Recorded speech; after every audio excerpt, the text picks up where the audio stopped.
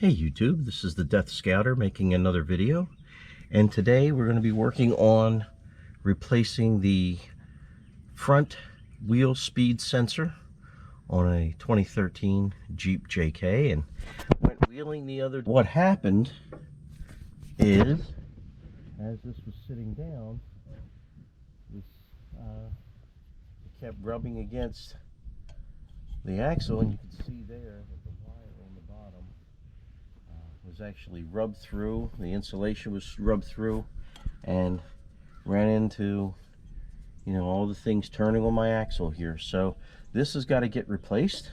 Unlike the rear wheel speed sensors where you can do it with the tire on or the wheel on the Jeep, this one is going to require us to take the wheel off. So let me go ahead and jack up the front and then pull the wheel off, and then I'll resume the video and we'll show you how to get to this thing, and with it the 6 feet of cable that we have to trace back and unplug and replug in the new one.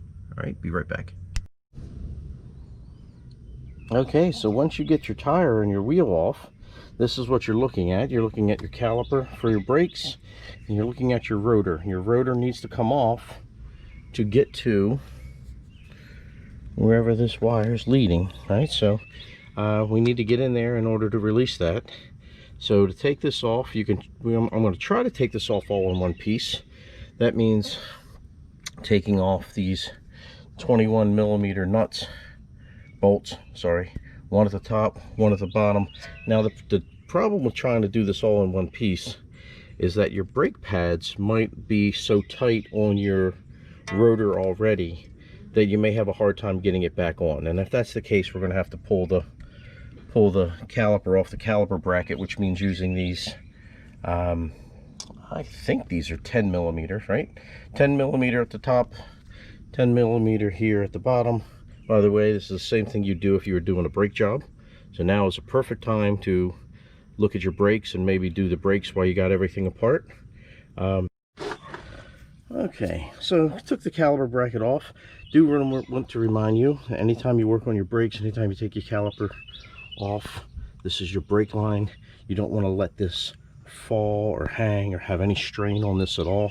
So prop this up here somewhere where you're not going to damage your brake line. That's very important. And then we come back around and we follow the cable, and we see that this little hex head bolt here is what's holding in our wheel speed sensor. And I have not done any pre-work to figure out what size that is.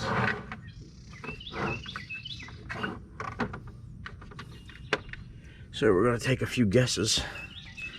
That's too big.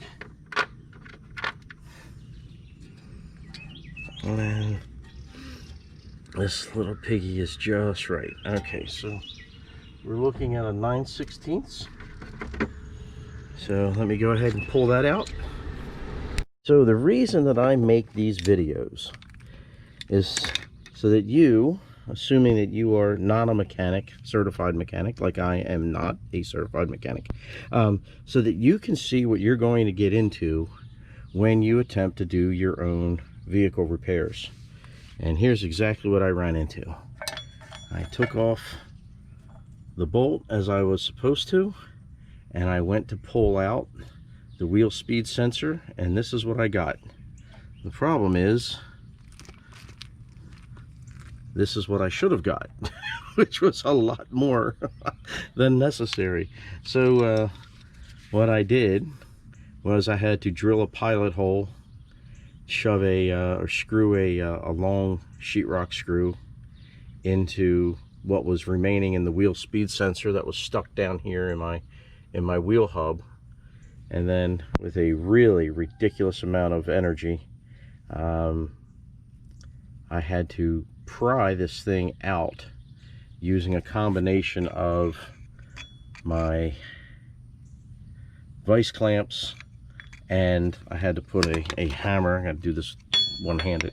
Had my hammer here, had my vice clamps on top of the hammer, using the hammer as the fulcrum in my lever, and I was able to pry this thing out, and then I cleaned up the hole using some brake cleaner.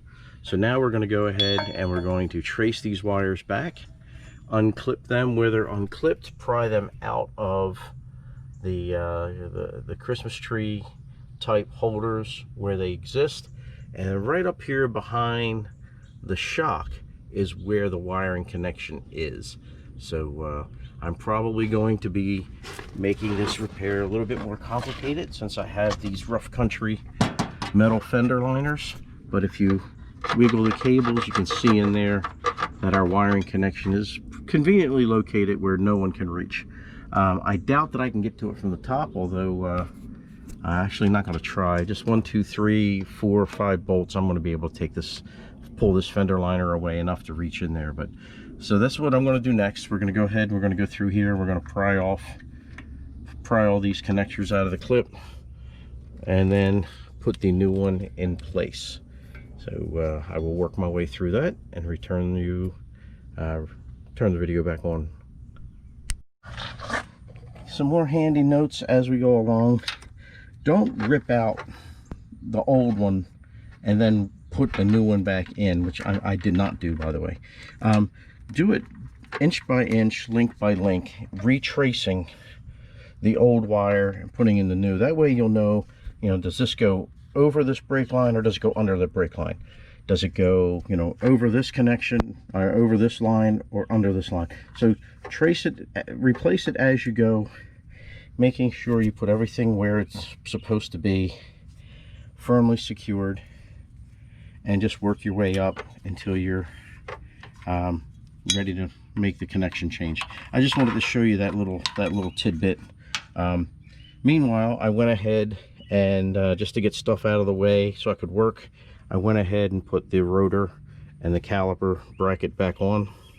So that's already done for me. But now we're going to go ahead, I'm going to take out 3 screws and pull away my rough country fender liner, and that connection is right there. And you can tell from what I got left over, I only need to go another 6 inches, but that's going to be a little difficult, but we're going to get there. Just wanted to keep you up to date as we go ahead and do this install. All right, YouTubers, well, we've got everything connected back up. Put the wiring harness up here in these 2 mounting holes, the little Christmas tree holes, push pin holes, however you want to describe them. Went ahead and put the tire back on, tightened down the lug nuts. All in, price wise, this part was like $27. I got some online discounts, had some coupons for always shopping at the same website, applied that. I actually did this repair today for about $19. I think this would probably be at least $160, $180 at the dealer. They probably tag you for $60 alone just for the part, plus another $90 up per hour of labor. Easily could have been a $200, $300 repair. So again, subscribe to the channel. Thank you for watching, and look forward to hearing some comments in the comments section. Positive, please. Have a good one, guys. This is the Death Scouter.